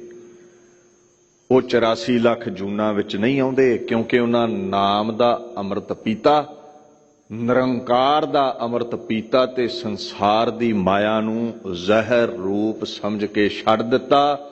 ਸਤਿਗੁਰ ਬੰਧਨ ਤੋੜ ਨਿਰਾਰੇ, ਬਹੁੜ ਨਾ ਗਰਭ ਮਝਾਰੀ ਜੀਓ। ਸਤਿਗੁਰਾਂ ਨੇ ਐਸੇ ਉਹਨਾਂ ਦੇ ਵਿਕਾਰਾਂ ਦੇ ਬੰਧਨ ਤੋੜੇ ਨੇ। ਹੁਣ ਉਹ 84 ਲੱਖ ਜੂਨਾਂ ਵਿੱਚ ਨਹੀਂ ਆਉਣਗੇ। ਰੋਗਾਂ ਸੋਗਾਂ ਤੋਂ ਉਹਨਾਂ ਨੂੰ ਨਿਜਾਤ ਮਿਲ ਜਾਂਦੀ ਹੈ। ਇੱਥੇ ਦਾਸ ਸ਼੍ਰੀ ਮੁਖਵਾਕ ਦੀ ਵਿਚਾਰ ਨੂੰ ਵਿਸ਼ਰਾਮ ਦਿੰਦਾ ਹੈ। ਅੱਜ ਇੱਕ ਮਹਾਨ ਸ਼ਹੀਦੀ ਦਿਹਾੜਾ ਹੈ, ਉਸ ਦੀ ਵਿਚਾਰ ਵੱਲ ਮੈਂ ਵਧਦਾ ਹਾਂ। ਸਿੱਖ ਜਗਤ ਦੇ ਅੰਦਰ ਬੇਅੰਤ ਸ਼ਹਾਦਤਾਂ ਨੇ ਔਰ ਸ਼ਹੀਦਾਂ ਦਾ ਬੜਾ ਮਹਾਨ ਮਰਤਬਾ ਹੈ। ਸੰਤ ਅਤੇ ਸਿਪਾਹੀ ਦਾ ਰੁਤਬਾ ਗੁਰੂ ਪਰਮੇਸ਼ਰ ਤੋਂ ਬਾਅਦ ਸਿੱਖੀ ਵਿੱਚ ਆਉਂਦਾ ਹੈ। ਤੁਸੀਂ ਰੋਜ਼ ਤੇ ਬਾਣੀ ਵਿੱਚ ਪੜ੍ਹਦੇ ਹੋ, ਜਾਂ ਕੋ ਹਰ ਰੰਗ ਲਾਗੋ ਇਸ ਜੁਗ ਮਹਿ ਸੋ ਕਹੀਤ ਹੈ ਸੂਰਾ। ਇੱਥੇ ਸੰਤ ਦੀ ਗੱਲ ਹੈ। ਜਿਹੜਾ ਗਿਆਨ ਖੜਗ ਨਾਲ ਵਿਕਾਰਾਂ ਨੂੰ ਵੱਢ ਸੁੱਟੇ, ਉਹ ਸੂਰੇ ਦਾ ਨਾਂ ਸੰਤ ਹੈ। ਦੂਸਰਾ ਇੱਥੇ ਸ਼ਹੀਦ ਦਾ ਅਦਬ ਹੈ, ਜੋ ਸਿਪਾਹੀ ਹੈ, ਦੀਨ ਲਈ ਸਿਰ ਦਿੰਦਾ। ਸੂਰਾ ਸੋ ਪਹਿਚਾਨੀਐ ਜੋ ਲੜੈ ਦੀਨ ਕੈ ਹੇਤ, ਪੁਰਜਾ ਪੁਰਜਾ ਕਟ ਮਰੈ ਕਬਹੂ ਨਾ ਛਾਡੈ ਖੇਤ। ਮਰਨ ਮੁਨਸਾ ਸੂਰਿਆਂ ਹੱਕ ਹੈ, ਜੋ ਹੋਏ ਮਰਨ ਪ੍ਰਵਾਣੋ। ਸੂਰੇ ਸੇਈ ਆਗੈ ਆਖੀ ਹੈ, ਦਰਗਹਿ ਪਾਵਹਿ ਸਾਚੀ ਮਾਣੋ। ਜਿਹੜੇ ਦੀਨ ਲਈ ਸਿਰ ਦਿੰਦੇ ਨੇ, ਇੱਥੇ ਵੀ ਮਾਣ ਤੇ ਦਰਗਾਹ ਵਿੱਚ ਵੀ ਉਹਨਾਂ ਨੂੰ ਮਾਣ ਮਿਲਦਾ ਹੈ। ਮੇਰਾ ਭਾਵ ਹੈ ਅੱਜ ਦੇ ਦਿਨ 6 ਜਨਵਰੀ 1999 ਤਿਹਾੜ ਜੇਲ੍ਹ ਦਿੱਲੀ, ਇੰਦਰਾ ਗਾਂਧੀ ਦਾ ਕਤਲ ਕਰਨ ਵਾਲੇ ਭਾਈ ਸਤਵੰਤ ਸਿੰਘ ਤੇ ਭਾਈ ਕਿਹਰ ਸਿੰਘ ਨੂੰ ਫਾਂਸੀ ਦੀ ਸਜ਼ਾ ਦਿੱਤੀ ਗਈ। ਅੱਜ ਫਾਂਸੀ ਚੜਾਇਆ ਗਿਆ, ਉਹਨਾਂ ਦਾ ਸ਼ਹੀਦੀ ਦਿਹਾੜਾ ਹੈ। ਤੇ ਭਾਈ ਬੇਅੰਤ ਸਿੰਘ, ਉਹ ਤੇ 31 ਅਕਤੂਬਰ 1984 ਨੂੰ ਹੀ ਜਦੋਂ ਇੰਦਰਾ ਗਾਂਧੀ ਨੂੰ ਮੌਤ ਦੇ ਘਾਟ ਉਤਾਰਿਆ ਸੀ, ਉੱਥੇ ਹੀ ਸ਼ਹੀਦ ਹੋ ਗਏ ਸਨ। ਧਿਆਨ ਦਿਓ, ਇਹ ਸ਼ਹਾਦਤਾਂ ਦਾ ਦੌਰ ਕਿਉਂ ਚੱਲਦਾ ਹੈ। As a prime minister Indira Gandhi ਦੀ ਹਾਲਤ ਬੜੀ ਨਾਜ਼ੁਕ ਹੁੰਦੀ ਜਾ ਰਹੀ ਸੀ। ਸਿਆਸੀ ਪਿੜ ਦੇ ਵਿੱਚ ਆਪੋਜੀਸ਼ਨ ਬੜੀ ਸਟਰੋਂਗ ਹੋ ਰਹੀ ਸੀ। ਉਹਨੇ ਵੇਖਿਆ ਵੀ ਇਹ ਬਹੁਮਤ ਦੀ ਵੋਟ ਕਿਵੇਂ ਲਈ ਜਾਵੇ। ਸਿੱਖ ਆਪਣੀਆਂ ਹੱਕੀ ਮੰਗਾਂ ਆਨੰਦਪੁਰ ਸਾਹਿਬ ਦੇ ਮਤੇ ਰਾਹੀਂ ਮੰਗ ਰਹੇ ਸਨ, ਚਾਹੇ ਉਹ ਪੰਜਾਬ ਦੇ ਪਾਣੀਆਂ ਦੀ ਗੱਲ ਸੀ, ਰਿਪੇਰੀਅਨ ਲਾਜ਼ ਦੇ ਅਕੋਰਡਿੰਗ ਪਾਣੀ ਦੀ ਵੰਡ ਹੋਵੇ, ਪੰਜਾਬ ਨੂੰ ਪਾਣੀ ਦੇ ਮੁੱਲ ਮਿਲਣ, ਚਾਹੇ ਉਹ ਸਿੱਖ ਧਰਮ ਦੀ ਅੱਡਰੀ ਹਸਤੀ ਸੀ, ਸਿੱਖ ਹਿੰਦੂ ਨਹੀਂ ਹੈ, ਚਾਹੇ ਉਹ ਰਾਜਾਂ ਨੂੰ ਵੱਧ ਅਧਿਕਾਰ ਦੇਣ ਦੀ ਗੱਲ ਸੀ। ਇੰਦਰਾ ਗਾਂਧੀ ਨੇ ਜਾਣ ਬੁੱਝ ਕੇ ਮੀਡੀਏ ਰਾਹੀਂ ਸੰਤ ਜਰਨੈਲ ਸਿੰਘ ਭਿੰਡਰਾਂਵਾਲਿਆਂ ਨੂੰ, ਸਿੱਖ ਜਗਤ ਨੂੰ, ਆਨੰਦਪੁਰ ਦੇ ਮਤੇ ਨੂੰ, ਧਰਮ ਯੁੱਧ ਮੋਰਚੇ ਨੂੰ ਡਿਫੇਮ ਕੀਤਾ ਵੀ ਇਹ ਅੱਤਵਾਦ ਦੀ, ਵੱਖਵਾਦ ਦੀ, ਭਾਰਤ ਨੂੰ ਚੀਰਨ ਦੀ, ਪਾੜਨ ਦੀ ਗੱਲ ਕਰਦੇ ਨੇ। ਤਕਰੀਬਨ ਹੀ 90% ਹਿੰਦੂਆਂ ਦੇ ਮਨ ਵਿੱਚ ਇਹ ਬਹਿ ਗਿਆ ਸੀ ਵੀ ਸੰਤ ਜਰਨੈਲ ਸਿੰਘ ਆਤੰਕਵਾਦੀ ਨੇ, ਸਿੱਖ ਵੱਖਵਾਦੀ ਨੇ, ਅੱਤਵਾਦੀ ਨੇ। ਜਿਨ੍ਹਾਂ ਮਹਿਮੂਦ ਗਜ਼ਨਵੀ ਤੋਂ 1001 ਈਸਵੀ ਤੋਂ ਮੁਗਲਿਆ ਸਲਤਨਤ, ਪਠਾਨ ਡਾਇਨੈਸਟੀ, ਲੋਧੀ ਡਾਇਨੈਸਟੀ ਦਾ ਰਾਜ ਭਾਗ ਜੋ 700 ਸਾਲ ਤੋਂ ਭਾਰਤ ਵਰਸ਼ ਤੇ ਚੱਲ ਰਿਹਾ ਸੀ, ਦਿੱਲੀ ਚੋਂ ਪੁੱਟਿਆ ਬਾਬਾ ਬਘੇਲ ਸਿੰਘ, ਬਾਬਾ ਜੱਸਾ ਸਿੰਘ ਆਹਲੂਵਾਲੀਆ, ਬਾਬਾ ਜੱਸਾ ਸਿੰਘ ਰਾਮਗੜੀਏ ਦੇ ਰੂਪ ਵਿੱਚ, ਜਿਨ੍ਹਾਂ 90% ਦੀ ਕੁਰਬਾਨੀਆਂ ਅੰਗਰੇਜ਼ਾਂ ਨੂੰ ਭਾਰਤ ਚੋਂ ਬਾਹਰ ਕੱਢਣ ਲਈ ਦਿੱਤੀਆਂ, ਅੱਜ ਉਹਨਾਂ ਸਿੱਖਾਂ ਨੂੰ ਅੱਤਵਾਦੀ ਦਿਖਾ ਦਿੱਤਾ ਗਿਆ। ਤਿਆਰੀ ਹੋ ਗਈ, ਹਰਮੰਦਰ ਸਾਹਿਬ ਤੇ ਅਟੈਕ ਕੀਤਾ ਗਿਆ 1 ਜੂਨ ਤੋਂ ਲੈ ਕੇ 6 ਜੂਨ ਤੱਕ 1984 ਵਿੱਚ। ਨਾਲ ਤਕਰੀਬਨ 40 ਗੁਰਦੁਆਰੇ ਹੋਰ ਪੰਜਾਬ ਦੇ ਇਤਿਹਾਸਕ ਜਿਨ੍ਹਾਂ ਤੇ ਅਟੈਕ ਕੀਤਾ ਗਿਆ। ਸੰਤ ਜਰਨੈਲ ਸਿੰਘ ਅਨੇਕਾਂ ਸਿੰਘਾਂ ਸਮੇਤ ਸ਼ਹੀਦ ਹੋਏ। ਕੁਝ ਸ਼੍ਰੋਮਣੀ ਗੁਰਦੁਆਰਾ ਪ੍ਰਬੰਧਕ ਕਮੇਟੀ ਦੇ ਮੈਂਬਰ ਵੀ ਸ਼ਹੀਦ ਹੋਏ, ਸੰਪਰਦਾਵਾਂ ਦੇ ਸਿੰਘ ਵੀ ਸ਼ਹੀਦ ਹੋਏ। ਹੁਣ ਜਦੋਂ ਸ਼ਹਾਦਤਾਂ ਹੋ ਗਈਆਂ, ਰੌਲਾ ਪਾਤਾ ਜੀ ਸੰਤ ਜਰਨੈਲ ਸਿੰਘ ਹਥਿਆਰ ਲੈ ਕੇ ਬੈਠੇ ਸੀ ਤਾਂ ਹਮਲਾ ਕੀਤਾ ਗਿਆ ਅਕਾਲ ਤਖਤ ਸਾਹਿਬ ਤੇ ਅੱਤਵਾਦੀ ਨੇ। ਕਦੇ ਐਸਕੇ ਸਿਨਹਾ ਦੀ ਇੰਟਰਵਿਊ ਸੁਣਿਓ, ਆਰਮੀ ਚੀਫ ਸੀ, ਉਹਨੂੰ ਆਖਿਆ ਸੀ ਇੰਦਰਾ ਗਾਂਧੀ ਨੇ ਤੂੰ ਹਮਲਾ ਕਰ, ਸਿੱਖਾਂ ਦਾ ਖੁਰਾ ਖੋਜ ਮਿਟਾਉਣਾ ਹੈ। ਉਹ ਕਹਿੰਦਾ ਨਹੀਂ, ਮੈਂ ਪ੍ਰੀ ਮੈਚਿਓਰ ਰਿਟਾਇਰਮੈਂਟ ਲੈਣਾ ਹੈ। ਉਹਦੀ ਇੰਟਰਵਿਊ ਸੁਣੋ, ਉਹ ਕਹਿੰਦਾ ਨਹੀਂ, ਸੰਤ ਅਟੈਕ ਨਹੀਂ ਸੀ ਕਰਨਾ ਚਾਹੁੰਦੇ, ਸੰਤ ਜਰਨੈਲ ਸਿੰਘ ਵਾਜ਼ ਔਨ ਡਿਫੈਂਸਿਵ ਮੋਡ। ਉਹ ਹਥਿਆਰ ਲੈ ਕੇ ਡਿਫੈਂਸ ਤੇ ਸਨ ਵੀ ਜੇ ਇੰਦਰਾ ਨੇ ਹਮਲਾ ਕੀਤਾ ਤੇ ਅਸੀਂ ਆਪਣੇ ਹਰਮੰਦਰ ਸਾਹਿਬ ਦੀ ਬੇਅਦਬੀ ਦਾ ਬਦਲਾ ਲਵਾਂਗੇ। ਹਥਿਆਰ ਇਸ ਲਈ ਉਹਨਾਂ ਰੱਖੇ। ਚਕਰਾਤਾ ਵਿੱਚ 18 ਮਹੀਨੇ ਪਹਿਲਾਂ ਹੀ ਜੂਨ 1984 ਤੋਂ ਇੰਦਰਾ ਗਾਂਧੀ ਰੈਪਲੀਕਾ ਬਣਾ ਕੇ, ਮਾਡਲ ਬਣਾ ਕੇ ਹਰਮੰਦਰ ਸਾਹਿਬ ਦਾ ਟ੍ਰੇਨਿੰਗ ਦੇ ਰਹੀ ਸੀ ਸਿਪਾਹੀਆਂ ਨੂੰ। ਤੇ 18 ਮਹੀਨੇ ਪਹਿਲਾਂ ਤਾਂ ਕੋਈ ਝਗੜਾ ਹੀ ਨਹੀਂ ਹੈ ਸਿੱਖ ਜਗਤ ਦਾ। ਜਾਣ ਬੁੱਝ ਕੇ ਇਲੈਕਸ਼ਨ ਦੀ ਤਿਆਰੀ ਕੀਤੀ ਜਾ ਰਹੀ ਸੀ ਜੋ ਦਸੰਬਰ 1984 ਵਿੱਚ ਹੋਣੀ ਸੀ। ਹੋਇਆ ਵੀ ਇਸੇ ਤਰ੍ਹਾਂ। ਲੋਕਾਂ ਦੇ ਸਾਹਮਣੇ ਇਹ ਪ੍ਰਗਟ ਹੋ ਗਿਆ ਵੀ ਵਾਕਿਆ ਹੀ ਦੁਰਗਾ ਦੇਵੀ ਨੇ ਆਤੰਕਵਾਦੀ ਮਾਰੇ ਨੇ। ਭਾਵੇਂ ਭਾਈ ਸਤਵੰਤ ਸਿੰਘ, ਭਾਈ ਬੇਅੰਤ ਸਿੰਘ, ਭਾਈ ਕੇਹਰ ਸਿੰਘ ਨੇ, ਇੰਦਰਾ ਗਾਂਧੀ ਨੇ ਜੋ ਸਿੱਖ ਜਗਤ ਦੀ ਦਸਤਾਰ ਲਾਈ ਸੀ ਉਹਦਾ ਬਦਲਾ ਲੈ ਲਿਆ। 31 ਅਕਤੂਬਰ 1984 ਨੂੰ ਉਹਨੂੰ ਮੌਤ ਦੇ ਘਾਟ ਉਤਾਰਿਆ। ਪਰ ਇੰਦਰਾ ਦੇ ਫਰਜ਼ੰਦ ਰਾਜੀਵ ਗਾਂਧੀ ਨੂੰ ਭਾਰਤ ਵਰਸ਼ ਦੇ ਲੋਕਾਂ ਨੇ 514 ਵਿੱਚੋਂ 404 ਸੀਟਾਂ ਜਿਤਾ ਕੇ ਪ੍ਰਾਈਮ ਮਿਨਿਸਟਰ ਬਣਾਇਆ। ਜੋ ਚਾਹੁੰਦੀ ਸੀ ਉਹ ਹੋ ਗਿਆ, ਪਰ ਉਹ ਆਪ ਤਖਤ ਨਹੀਂ ਭੋਗ ਸਕੀ, ਉਹਦੇ ਫਰਜ਼ੰਦ ਰਾਜੀਵ ਗਾਂਧੀ ਨੇ ਤਖਤ ਭੋਗਿਆ। ਲੋਕ ਕਹਿੰਦੇ ਸਨ ਇਹ ਦੁਰਗਾ ਦਾ ਰੂਪ ਹੈ। ਜੂਨ ਮਹੀਨੇ ਨੂੰ ਇੰਦਰਾ ਗਾਂਧੀ ਭੁਲਾਉਣਾ ਚਾਹੁੰਦੀ ਸੀ। ਕਰਿੰਦੇ ਉਹਨੂੰ ਖੁਸ਼ ਕਰਨ ਲਈ ਵਾਰ-ਵਾਰ ਕਹਿੰਦੇ ਸੀ ਮਾਈ ਤੂੰ ਦੁਰਗਾ ਦਾ ਰੂਪ ਹੈ। ਪਰ ਇਹ ਝੂਠੀ ਵਡਿਆਈ ਇੰਦਰਾ ਗਾਂਧੀ ਨੂੰ ਧੀਰਜ ਨਹੀਂ ਸੀ ਦਿੰਦੀ। ਉਹ ਬੇਚੈਨ ਰਹਿੰਦੀ ਹੈ। ਇੰਦਰਾ ਗਾਂਧੀ ਦੇ ਖਾਸਮ ਖਾਸ ਨੇ ਪੁੱਛਿਆ ਦੀਵਾਲੀ ਆਈ ਹੈ, ਕੀ ਵੰਡੀਏ ਸਿਪਾਹੀਆਂ ਵਿੱਚ? ਇੰਦਰਾ ਨੇ ਆਖਿਆ ਮਠਿਆਈਆਂ ਵੰਡ ਦਿਓ। ਦੀਵਾਲੀ ਵੰਡੀ ਗਈ। ਇੰਦਰਾ ਨੇ ਪੁੱਛਿਆ ਕਰਿੰਦੇ ਤੋਂ, ਸਭ ਨੂੰ ਦੀਵਾਲੀ ਵੰਡ ਦਿੱਤੀ? ਕਹਿੰਦਾ ਮੈਡਮ 2 ਸਰਦਾਰਾਂ ਨੇ ਮਠਿਆਈ ਨਹੀਂ ਲਈ। ਇੰਦਰਾ ਨੇ ਪੁੱਛਿਆ ਉਹ ਕੌਣ ਨੇ? ਕਹਿੰਦੇ ਮੈਡਮ ਤੁਹਾਡੇ ਸਿਪਾਹੀ। ਬੇਅੰਤ ਸਿੰਘ ਤੇ ਸਤਵੰਤ ਸਿੰਘ। ਰਾਜੀਵ ਗਾਂਧੀ ਸੁਣਦਾ ਹੈ, ਉਹ ਕਹਿੰਦਾ ਇਹਨਾਂ ਦੀ ਬਦਲੀ ਕਰ ਦੇਣੀ ਚਾਹੀਦੀ ਹੈ। ਤੇ ਇੰਦਰਾ ਗਾਂਧੀ ਨੇ ਜਵਾਬ ਦਿੱਤਾ ਸੀ, ਜੇ ਮੈਂ ਬਦਲੀ ਕਰ ਦਿੱਤੀ ਤੇ ਭਾਰਤ ਵਰਸ਼ ਦੇ ਲੋਕ ਮੈਨੂੰ ਡਰੀ ਹੋਈ ਆਖਣਗੇ। ਬਦਲੀ ਨਹੀਂ ਕਰਨੀ, ਇਹਨਾਂ ਦਾ ਧਿਆਨ ਰੱਖੋ। ਉਧਰ ਪੰਜਾਬ ਦੀ ਧਰਤੀ ਤੇ ਸਿਮਿਆਂ ਵਰਗੀ ਚੁੱਪ ਛਾਈ ਹੋਈ ਸੀ। ਦਸਤਾਰਾਂ ਵਾਲੇ ਕਿਸੇ ਨਾਲ ਅੱਖ ਨਹੀਂ ਸੀ ਮਿਲਾਉਂਦੇ। ਜੇ ਕੋਈ ਅੱਖਾਂ ਵਿੱਚ ਅੱਖਾਂ ਪਾਉਂਦਾ ਤੇ ਅੱਖਾਂ ਨੀਵੀਆਂ ਕਰਕੇ ਲੰਘ ਜਾਂਦੇ ਸਨ।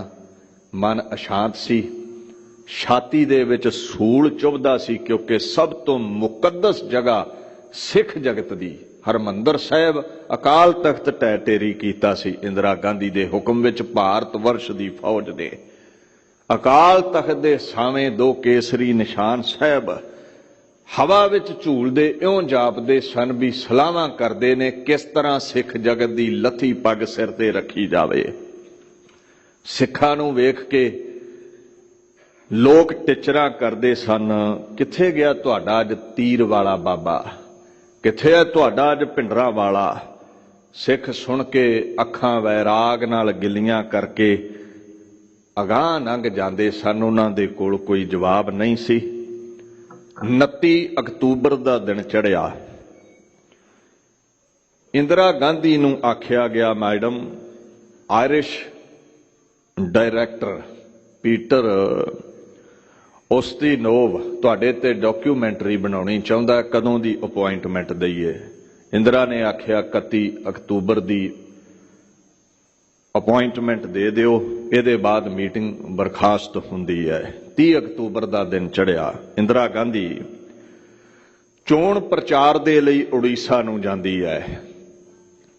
ਬੜੇ ਤਕੜੇ ਮੈਟਲ ਡਿਟੈਕਟਰ ਲਾਏ ਗਏ ਵੀ ਇੰਦਰਾ ਗਾਂਧੀ ਵੱਲ ਜਾਂਦੀ ਹਵਾ ਨੂੰ ਵੀ ਚੈੱਕ ਕੀਤਾ ਜਾਵੇ, ਕਿਧਰੇ ਕੋਈ ਹਥਿਆਰ ਲੈ ਕੇ ਨਾ ਲੰਘੇ। ਪਰ ਇੰਦਰਾ ਗਾਂਧੀ ਦਾ ਭਰੋਸਾ ਸਿਕਿਉਰਿਟੀ ਤੋਂ ਉੱਠ ਚੁੱਕਿਆ ਸੀ। ਉਹ ਕਬੂਲ ਕਰ ਚੁੱਕੀ ਸੀ ਉਹਦਾ ਅੰਤ ਨੇੜੇ ਆ, ਕਿਉਂਕਿ ਜਿਹੜਾ ਵੀ ਸਿੱਖਾਂ ਦੀ ਮੁਕੱਦਸ ਜਗ੍ਹਾ ਹਰਮੰਦਰ ਸਾਹਿਬ ਤੇ ਹਮਲਾ ਕਰਦਾ ਹੈ, ਉਹਨੂੰ ਪਾਤਾਲ ਵਿੱਚੋਂ ਵੀ ਸਿੱਖ ਲੱਭ ਕੇ ਮੌਤ ਦੇ ਘਾਟ ਉਤਾਰਦੇ ਨੇ। ਉਹਦਾ ਅੰਦਰਲਾ ਡਰ ਜ਼ਾਹਰ ਸੀ। ਇੰਦਰਾ ਨੇ ਭੁਵਨੇਸ਼ਵਰ ਸਪੀਚ ਦਿੱਤੀ ਹੈ। ਗਰਜਵੀਂ ਆਵਾਜ਼ ਦੇ ਵਿੱਚ ਆਖਣ ਲੱਗੀ, ਮੈਨੂੰ ਫਿਕਰ ਨਹੀਂ ਹੈ ਮੈਂ ਜਿਉਂਦੀ ਰਹਾਂਗੀ ਜਾਂ ਨਹੀਂ, ਪਰ ਜਦੋਂ ਤੱਕ ਜਿਉਂਦੀ ਹਾਂ ਦੇਸ਼ ਦੀ ਸੇਵਾ ਵਿੱਚ ਲੱਗੀ ਰਵਾਂਗੀ। ਮੇਰੀ ਹਰ ਬੂੰਦ ਭਾਰਤ ਵਰਸ਼ ਦੀ ਸੇਵਾ ਵਿੱਚ ਲੱਗੀ ਰਹੇਗੀ। ਵਾਧੂ ਦਾ ਹੁਲਾਰਾ ਆਪਣੀ ਆਵਾਜ਼ ਵਿੱਚ ਦੇ ਕੇ ਬੇਖੌਫ ਆਪਣੇ ਆਪ ਨੂੰ ਦਰਸਾਉਂਦੀ ਇੰਦਰਾ ਗਾਂਧੀ ਵਾਪਸ ਦਿੱਲੀ ਮੁੜਦੀ ਹੈ। ਦੂਸਰੀ ਤਰਫ ਭਾਰਤ ਵਰਸ਼ ਅੰਦਰ ਮਹਿਫਲਾਂ ਦੇ ਹਾਸੇ ਗੂੰਜ ਰਹੇ ਸਨ। ਇੱਕ ਕਹਿੰਦਾ ਹੈ, ਮੈਨੂੰ ਤੇ ਸਿੱਖਾਂ ਦਾ ਇਤਿਹਾਸ ਗੱਪਾਂ ਹੀ ਲੱਗਦਾ ਹੈ। ਦੂਜਾ ਕਹਿੰਦਾ, ਕਿਹੜੀਆਂ ਗੱਪਾਂ, ਮੈਨੂੰ ਸੁਣਾ। ਕਹਿੰਦਾ, ਜਿਹੜਾ ਕਹਿੰਦੇ ਨੇ ਵੀ ਅਸੀਂ ਇੰਨੇ ਦਿਨਾਂ ਵਿੱਚ ਹਰਮੰਦਰ ਸਾਹਿਬ ਦਾ ਬਦਲਾ ਲੈ ਲਿਆ, ਬੇਅਦਬੀ ਕਰਨ ਵਾਲੇ ਨੂੰ ਮੌਤ ਦੇ ਘਾਟ ਉਤਾਰ ਦਿੱਤਾ, 1.25 ਲੱਖ ਸੇ ਏਕ ਲੜਾਊਂ, ਇਹ ਸਾਰੀਆਂ ਬਾਤਾਂ ਝੂਠੀਆਂ ਜਾਪਦੀਆਂ ਨੇ। ਅੱਜ ਤੇ ਸਿੱਖ ਸੁੱਤੇ ਪਏ ਨੇ। ਖਿੜਖੜਾ ਕੇ ਸਾਰੇ ਹੱਸ ਪਏ। ਇੱਕ ਸਾਊ ਜਿਹਾ ਬੰਦਾ ਨਾ ਮਹਿਫਲ ਦੇ ਕੋਨੇ ਵਿੱਚ ਬੈਠਾ ਹੈ, ਉਹ ਧਿਆਨ ਨਹੀਂ ਦੇ ਰਿਹਾ ਬਾਤਾਂ ਵੱਲ। ਇੱਕ ਸਾਥੀ ਨੇ ਪੁੱਛਿਆ, ਸਾਊ ਤੂੰ ਨਹੀਂ ਕੁਝ ਬੋਲਦਾ, ਤੂੰ ਨਹੀਂ ਹੱਸਦਾ? ਉਹਨੇ ਜਵਾਬ ਦਿੱਤਾ, ਕਹਿੰਦਾ, ਸਿੱਖ ਸੁੱਤੇ ਨਹੀਂ। ਦੂਜੇ ਨੇ ਪੁੱਛਿਆ, ਕੌਣ ਨਹੀਂ ਸੁੱਤੇ? ਕਹਿੰਦਾ, ਸਿੱਖ ਗਾਫਲ ਨਹੀਂ। ਤੇ ਉਹਨੇ ਸਵਾਲ ਕੀਤਾ ਅਗਲੇ ਨੇ, ਅੱਛਾ ਜੇ ਸੁੱਤੇ ਨਹੀਂ ਤੇ ਫਿਰ ਇੰਦਰਾ ਗਾਂਧੀ ਤੋਂ ਡਰ ਗਏ ਹੋਣਗੇ ਜਿਹੜੇ ਕੁਸਕਦੇ ਹੀ ਨਹੀਂ। ਮਹਿਫਲ ਵਿੱਚ ਫਿਰ ਹਾਸਾ ਗੂੰਜਦਾ ਹੈ। ਕਹਿੰਦਾ, ਤੁਸੀਂ ਹੱਸੋ ਨਾ, ਮੇਰੇ ਨਾਲ ਜਿਹੜੇ ਸਰਦਾਰ ਮੁੰਡੇ ਪੜ੍ਹਦੇ ਨੇ ਉਹਨਾਂ ਦੀਆਂ ਅੱਖਾਂ ਵਿੱਚ ਇੱਕ ਵੱਖਰੀ ਅੱਗ ਹੈ। ਉਹ ਬੋਲਦੇ ਨਹੀਂ ਚੰਗਾ ਜਾਂ ਮਾੜਾ, ਪਰ ਉਹਨਾਂ ਦੀਆਂ ਅੱਖਾਂ ਵਿੱਚ ਲਹੂ ਉਤਰਿਆ ਹੈ। ਇੱਕ ਮਜ਼ਾਕ ਦੇ ਲਹਿਜੇ ਵਿੱਚ ਬੋਲਿਆ, ਬੋਲ ਕਿੱਦਾਂ ਸਕਦੇ ਨੇ? ਇੱਕ ਭਿੰਡਰਾਂ ਵਾਲਾ ਬੋਲਦਾ ਸੀ, ਉਹਦੇ ਘਰ ਵਿੱਚ ਵੜ ਕੇ ਇੰਦਰਾ ਗਾਂਧੀ ਨੇ ਕੋਹ ਕੇ ਮਰਵਾ ਦਿੱਤਾ। ਇੰਦਰਾ ਗਾਂਧੀ ਇੰਨੀ ਤਾਕਤ ਦੇ ਵਿੱਚ ਹੈ, ਉਹਦੇ ਪਰਛਾਵੇਂ ਨੂੰ ਵੀ ਸਿੱਖ ਛੂ ਨਹੀਂ ਸਕਦੇ। ਏਦਾਂ ਮਹਿਫਲਾਂ ਵਿੱਚ, ਇਕੱਠਾਂ ਵਿੱਚ ਸਿੱਖਾਂ ਦਾ ਮਜ਼ਾਕ ਬਣਾਇਆ ਗਿਆ। 31 ਅਕਤੂਬਰ ਦਾ ਦਿਨ ਚੜ੍ਹਿਆ 1984। ਪਹਿਲੀ ਮੀਟਿੰਗ ਆਇਰਿਸ਼ ਡਾਇਰੈਕਟਰ ਪੀਟਰ ਉਸਤੀਨੋਵ ਦੇ ਨਾਲ ਹੈ। ਡਾਕੂਮੈਂਟਰੀ ਦੀ ਸ਼ੂਟਿੰਗ ਹੋਣੀ ਹੈ। ਇਹਦੇ ਬਾਅਦ ਦੂਜੀ ਮੀਟਿੰਗ ਬੀਬੀ ਇੰਦਰਾ ਗਾਂਧੀ ਦੀ ਇੰਗਲੈਂਡ ਦੇ ਸਾਬਕਾ ਪ੍ਰਧਾਨ ਮੰਤਰੀ ਜੇਮਸ ਕੈਲਹਨ ਨਾਲ ਹੈ। ਇਹਦੇ ਬਾਅਦ ਤੀਸਰੀ ਮੀਟਿੰਗ ਇੰਗਲੈਂਡ ਦੀ ਮਹਾਰਾਣੀ ਐਲਿਜ਼ਾਬੈਥ II ਦੀ ਬੇਟੀ ਰੀਨਾ ਦੇ ਨਾਲ ਹੈ। ਤੋ ਜਿਹੜੀ ਇਹ ਪ੍ਰਿੰਸੈਸ ਐਨੇ ਹੈ, ਇਹਦੇ ਨਾਲ ਮੀਟਿੰਗ ਰੱਖੀ ਹੋਈ ਹੈ। ਇਹਨੂੰ ਡਿਨਰ ਕਰਾਉਣਾ ਹੈ ਬੀਬੀ ਇੰਦਰਾ ਗਾਂਧੀ ਨੇ। 3 ਮੇਨ ਮੀਟਿੰਗਾਂ 31 ਅਕਤੂਬਰ ਦੀਆਂ ਮੁਕਰਰ ਸਨ। ਇੰਦਰਾ ਗਾਂਧੀ ਸੁਬਾਹ ਤਿਆਰ ਹੋਣ ਲੱਗੀ ਹੈ। ਕਹਿੰਦੇ ਨੇ ਉਸ ਦਿਨ ਬੀਬੀ ਨੇ ਭੂਰੀ ਅਤੇ ਸੰਤਰੀ ਸਾੜੀ ਲਾਈ, ਕਾਲੀਆਂ ਚੱਪਲਾਂ ਪਾਈਆਂ, ਸ਼ੀਸ਼ੇ ਵਿੱਚ ਆਪਣੇ ਆਪ ਨੂੰ ਵੇਖਿਆ, ਤੁਰਨ ਲੱਗੀ ਹੈ। ਇੱਕ ਵਾਰ ਫਿਰ ਕਦਮ ਰੋਕੇ, ਫਿਰ ਗੌਰ ਨਾਲ ਆਪਣੇ ਆਪ ਨੂੰ ਵੇਖਿਆ ਹੈ। ਉਧਰੋਂ ਕਰਿੰਦਾ ਆ ਗਿਆ, ਮੈਡਮ ਪੀਟਰ ਦੇ ਨਾਲ ਤੁਹਾਡੀ ਮੀਟਿੰਗ ਪੂਰੇ ਮੁਕਰਰ ਸਮੇਂ ਤੇ ਹੈ। ਉਧਰ ਪਹਿਰੇ ਤੇ ਖਲੋਤੇ ਭਾਈ ਬੇਅੰਤ ਸਿੰਘ ਘੜੀ ਵੱਲ ਵੇਖਦੇ ਨੇ।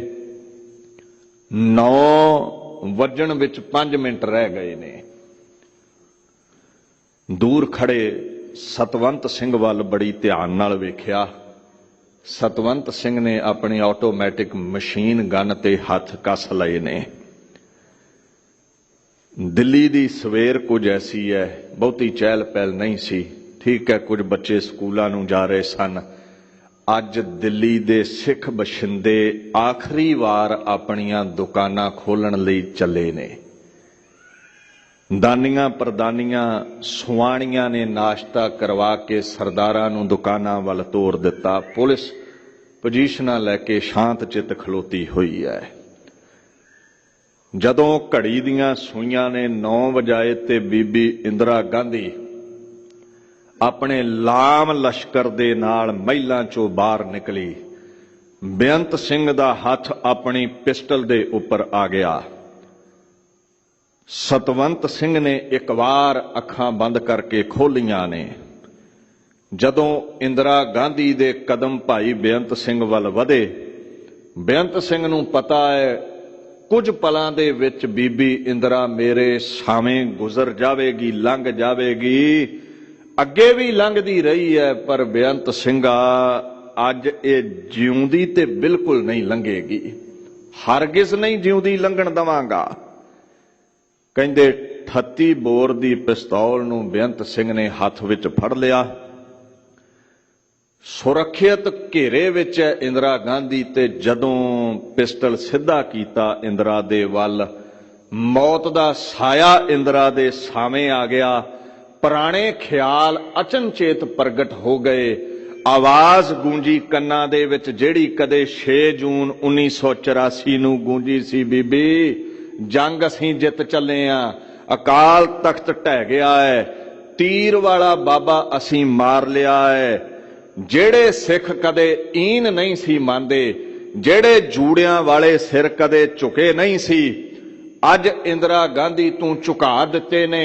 ਤੂੰ ਦੁਰਗਾ ਦਾ ਰੂਪ ਹੈ। ਵਾਰ-ਵਾਰ ਇਹ ਬੋਲ ਕੰਨਾਂ ਵਿੱਚ ਬੀਬੀ ਦੇ ਗੂੰਜ ਰਹੇ ਸਨ। ਜੂਨ 6 ਤੋਂ ਬਾਅਦ ਇੰਦਰਾ ਗਾਂਧੀ ਨੇ ਹੱਸਣਾ ਚਾਹਿਆ ਸੀ, ਹੱਸ ਨਹੀਂ ਸੀ ਸਕੀ। ਮਨ ਨਹੀਂ ਸੀ ਮੰਨਦਾ ਵੀ ਇਹ ਮੇਰੀ ਜਿੱਤ ਹੈ, ਇਹ ਮੇਰੀ ਖੁਸ਼ੀ ਦਾ ਪ੍ਰਤੀਕ ਹੈ। ਬਸ ਸੋਚਾਂ ਸੋਚਦਿਆਂ ਠਾਹ ਦੀ ਆਵਾਜ਼ ਆਈ। ਡਰਾਉਣੀ ਆਵਾਜ਼ ਨੇ ਇੰਦਰਾ ਗਾਂਧੀ ਦੇ ਖਿਆਲਾਤਾਂ ਦੇ ਸੁਪਨੇ ਉਡਾ ਦਿੱਤੇ। ਪਹਿਲੀ ਗੋਲੀ ਛਾਤੀ ਵਿੱਚ ਵੱਜਦੀ ਹੈ, ਹੈਰਾਨ ਖੜੀ ਰਹਿ ਗਈ। ਦੂਜੀ ਗੋਲੀ ਨੇ ਫੇਫੜੇ ਏਦਾਂ ਚੀਰੇ ਇੰਦਰਾ ਗਾਂਧੀ ਦੇ ਜਿਵੇਂ ਮੱਖਣ ਵਿੱਚ ਛੁਰੀ ਲੰਘ ਜਾਂਦੀ ਹੈ। ਬੇਅੰਤ ਸਿੰਘ ਗਰਜਿਆ, ਸਤਵੰਤ ਗੋਲੀ ਮਾਰ। ਸਤਵੰਤ ਸਿੰਘ ਨੇ ਆਵਾਜ਼ ਸੁਣਦਿਆਂ ਸਟੇਨ ਗਨ ਸਿੱਧੀ ਕਰਕੇ ਇੰਦਰਾ ਗਾਂਧੀ ਦੇ ਹੰਕਾਰ ਦਾ ਕਿਲਾ ਢਹਿ ਢੇਰੀ ਕਰ ਦਿੱਤਾ। ਇਹ ਆਵਾਜ਼ ਕੇਵਲ ਦਿੱਲੀ ਵਿੱਚ ਨਹੀਂ, ਦੇਸ਼ਾਂ ਦੇਸ਼ਾਂਤਰਾਂ ਵਿੱਚ ਸੁਣੀ ਸੀ, ਜਿਵੇਂ ਭਾਈ ਊਧਮ ਸਿੰਘ ਦੀ ਗੋਲੀਆਂ ਦੀ ਆਵਾਜ਼ ਇੰਗਲੈਂਡ ਦੇ ਨਾਲ ਨਾਲ ਦੁਨੀਆ ਨੇ ਸੁਣੀ ਸੀ ਜਦੋਂ ਜਨਰਲ ਡਾਇਰ ਦੀ ਛਾਤੀ ਉਹਨੇ ਪਾੜੀ ਸੀ। ਸਤਵੰਤ ਸਿੰਘ ਬੇਅੰਤ ਸਿੰਘ ਨੇ ਇੰਦਰਾ ਭੁੰਜੇ ਵਿਛਾ ਦਿੱਤੀ। ਗਰਜ ਕੇ ਕਹਿੰਦੇ ਨੇ, ਅਸੀਂ ਅਕਾਲ ਤਖਤ ਸਾਹਿਬ ਨੂੰ ਢਾਉਣ ਦਾ ਇੰਦਰਾ ਗਾਂਧੀ ਨੂੰ ਫਲ ਭੁਗਤਾ ਦਿੱਤਾ ਹੈ, ਹੁਣ ਤੁਸੀਂ ਜੋ ਕਰਨਾ ਕਰ ਲਵੋ। ਅੰਗ ਰੱਖਿਅਕ ਜਿਹੜੇ ਇੰਦਰਾ ਦੇ ਨੇ ਉਹਨਾਂ ਨੇ ਗੋਲੀਆਂ ਦੀ ਵਰਖਾ ਕਰ ਦਿੱਤੀ। ਭਾਈ ਬੇਅੰਤ ਸਿੰਘ ਥਾਂ ਤੇ ਸ਼ਹੀਦ ਹੋਇਆ। ਸਤਵੰਤ ਸਿੰਘ ਦੇ ਗੋਲੀਆਂ ਲੱਗੀਆਂ, ਉਹਨੂੰ ਗ੍ਰਿਫਤਾਰ ਕੀਤਾ ਗਿਆ। ਇਹ ਆਪਣੇ ਆਪ ਨੂੰ ਜਿਹੜੀ ਦੁਰਗਾ ਦੇਵੀ ਅਖਵਾਉਂਦੀ ਸੀ, ਅਮਰਾ ਪਦਵੀ ਦਾ ਮਾਲਕ ਸਮਝੀ ਬੈਠੀ ਸੀ, ਅੱਜ ਮਿੱਟੀ ਦੇ ਵਿੱਚ ਮਿਲੀ ਹੋਈ ਸੀ। ਜਿਹੜਾ ਇਹਨੇ ਸਿੱਖਾਂ ਦਾ ਲਹੂ ਪੀਤਾ ਸੀ, ਅੱਜ ਸਾਰਾ ਧਰਤੀ ਤੇ ਡੁੱਲਿਆ ਹੋਇਆ ਸੀ। ਰੇਡੀਓ ਤੇ ਖਬਰਾਂ ਚੱਲ ਰਹੀਆਂ ਸਨ, ਪ੍ਰਧਾਨ ਮੰਤਰੀ ਇੰਦਰਾ ਗਾਂਧੀ ਦੀ ਹੱਤਿਆ ਕਰ ਦਿੱਤੀ ਗਈ ਹੈ। ਉਹ ਮਹਿਫਲਾਂ ਦੇ ਵਿੱਚ ਆਵਾਜ਼ ਬਦਲ ਗਈ, ਮਹਿਫਲਾਂ ਦੇ ਬੋਲ ਬਦਲ ਗਏ। ਉਹ ਸਾਊ ਬੋਲਿਆ, ਕਹਿੰਦਾ ਤੁਹਾਨੂੰ ਆਖਿਆ ਸੀ ਮਜ਼ਾਕ ਨਾ ਉਡਾਓ, ਸਿੱਖ ਕਦੇ ਵੀ ਸੌਂਦੇ ਨਹੀਂ, ਸਿੱਖ ਸਦਾ ਹੀ ਜਾਗਦੇ ਨੇ। ਸਿੱਖ ਜਗਤ ਦੀ ਚੜ੍ਹਤ ਸਦਾ ਬਰਕਰਾਰ ਰਹਿੰਦੀ ਹੈ। ਜਿਹੜੇ ਕਦੇ ਸਿੱਖ ਮੋੜਾਂ ਤੇ ਸਿਰ ਝੁਕਾ ਕੇ ਲੰਘਦੇ ਸਨ, ਅੱਜ ਧੌਣ ਉੱਚੀ ਕਰਕੇ ਲੰਘੇ ਨੇ। ਔਰ ਗਲੂਏ ਚੋਂ ਕਹਿ ਰਹੇ ਸਨ, ਬਾਬੇ ਭਿੰਡਰਾਂ ਵਾਲੇ ਦੇ ਤੀਰ ਹਜੇ ਬਾਕੀ ਨੇ, ਇਹ ਮਿਟਦੇ ਨਹੀਂ। ਸਮਾਂ ਆਉਣ ਤੇ ਦੁਸ਼ਮਣਾਂ ਦੀ ਹਿੱਕ ਵਿੱਚ ਵੱਜਦੇ ਰਹੇ ਨੇ ਤੇ ਏਦਾਂ ਵੱਜਦੇ ਰਹਿਣਗੇ ਜਿੱਦਾਂ ਇੰਦਰਾ ਗਾਂਧੀ ਦੀ ਹਿੱਕ ਵਿੱਚ ਵੱਜੇ ਨੇ। ਅੱਜ ਮੋੜ ਤੇ ਕੋਈ ਮਜ਼ਾਕ ਨਹੀਂ ਸੀ ਉਡਾਉਂਦਾ, ਕੋਈ ਸਿਰ ਨਹੀਂ ਸੀ ਅਟਾਉਂਦਾ। ਇਸ ਤਰ੍ਹਾਂ ਇੰਦਰਾ ਗਾਂਧੀ ਦਾ ਸਿੱਖ ਜਗਤ ਨੇ ਅੰਤ ਕੀਤਾ। ਜਿਹੜੇ ਕਹਿੰਦੇ ਨੇ ਗਨਮੈਨਾਂ ਨੇ ਗਦਾਰੀ ਕੀਤੀ ਹੈ ਸਤਵੰਤ ਸਿੰਘ ਬੇਅੰਤ ਸਿੰਘ ਨੇ, ਉਹ ਸੁਣ ਲੈਣ। ਕਾਨੂੰਨ ਅੰਗ ਰੱਖਿਅਕ ਪੁਲਿਸ ਦੀ ਡਿਊਟੀ ਹੈ ਆਤੰਕ ਤੇ ਆਤੰਕਵਾਦੀ ਨੂੰ ਖਤਮ ਕਰਨਾ। ਇੰਦਰਾ ਗਾਂਧੀ ਆਤੰਕਵਾਦੀ ਸੀ, ਉਹਨੇ ਸਿੱਖ ਜਗਤ ਦੇ ਅੰਦਰ ਆਤੰਕ ਫੈਲਾਇਆ ਸੀ। ਭਾਈ ਸਤਵੰਤ ਸਿੰਘ ਬੇਅੰਤ ਸਿੰਘ ਅਸਲ ਪੁਲਿਸ ਆਫੀਸਰ ਨੇ, ਜਿਨ੍ਹਾਂ ਨੇ ਖਾਧੀ ਹੋਈ ਕਾਨੂੰਨ ਦੀ ਕਸਮ ਨੂੰ ਨਿਭਾਉਂਦਿਆਂ ਉਸ ਦੁਸ਼ਟ ਮਾਈ ਦਾ ਸੋਧਾ ਲਾ ਕੇ ਮੌਤ ਦੇ ਘਾਟ ਉਤਾਰਿਆ। ਉਹਦੇ ਬਾਅਦ 1, 2 ਤੇ 3 ਨਵੰਬਰ ਨੂੰ ਬੀਬੀ ਇੰਦਰਾ ਗਾਂਧੀ ਦੇ ਫਰਜ਼ੰਦ ਰਾਜੀਵ ਗਾਂਧੀ ਨੇ ਕਾਨੂੰਨ ਦੀ ਮਦਦ ਲੈ ਕੇ ਸਿੱਖਾਂ ਦੇ ਲਾਇਸੈਂਸੀ ਹਥਿਆਰ ਜਮ੍ਹਾਂ ਕਰਵਾਏ।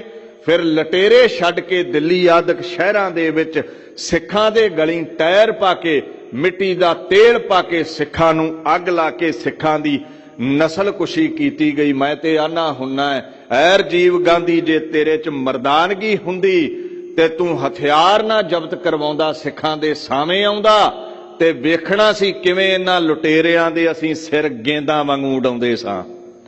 ਬੁਜ਼ਦਿਲਾਂ ਵਾਂਗੂ ਸਿੱਖਾਂ ਨਾਲ ਕਤਲੋ ਗੈਰਤ ਮਚਾਈ ਗਈ। ਖੈਰ ਅਖੀਰ 6 ਜਨਵਰੀ 1999 ਨੂੰ 1989 ਦੇ ਵਿੱਚ ਭਾਈ ਸਤਵੰਤ ਸਿੰਘ ਤੇ ਭਾਈ ਕਿਹਰ ਸਿੰਘ ਨੂੰ ਸੁਪਰੀਮ ਕੋਰਟ ਦੇ ਹੁਕਮ ਦੇ ਵਿੱਚ ਫਾਂਸੀ ਦੇ ਸਜ਼ਾ ਸੁਣਾਉਣ ਕਰਕੇ ਫਾਂਸੀ ਲਾ ਦਿੱਤੀ ਗਈ। ਉਹ ਸਿੰਘ ਜਕਾਰੇ ਛੱਡਦੇ ਹੋਏ ਸ਼ਹਾਦਤ ਦੀ ਅਵਧੀ ਮਾਣ ਗਏ। ਤੇ ਯਾਦ ਰੱਖਿਓ, ਉਹਨਾਂ ਸਿੱਖ ਜਗਤ ਦੀ ਲੱਥੀ ਹੋਈ ਦਸਤਾਰ ਮੁੜ ਸਿੱਖ ਜਗਤ ਦੇ ਸੀਸ ਤੇ ਬਹਾਲ ਕੀਤੀ। ਤੋਂ ਮੈਂ ਇੱਕ ਬੇਨਤੀ ਵੀ ਕਰ ਦਵਾਂ, ਰਾਜੀਵ ਗਾਂਧੀ ਨੂੰ ਸੁਸਾਈਡ ਬੰਬਰ ਧਾਨੂ ਨੇ ਉਡਾ ਦਿੱਤਾ। ਉਹਦੇ ਵਾਹ ਦੇ ਵਿੱਚ ਬੀਬੀ ਨਾਲਿਨੀ ਅਤੇ ਉਹਦੇ ਪਤੀ ਸ਼੍ਰੀ ਹਰਨ ਅਤੇ ਹੋਰ 2 ਅਪਰਾਧੀਆਂ ਨੂੰ ਸਜ਼ਾਏ ਮੌਤ ਹੋਈ। ਕੁਝ ਅਪਰਾਧੀਆਂ ਨੂੰ ਉਮਰ ਕੈਦ ਹੋਈ।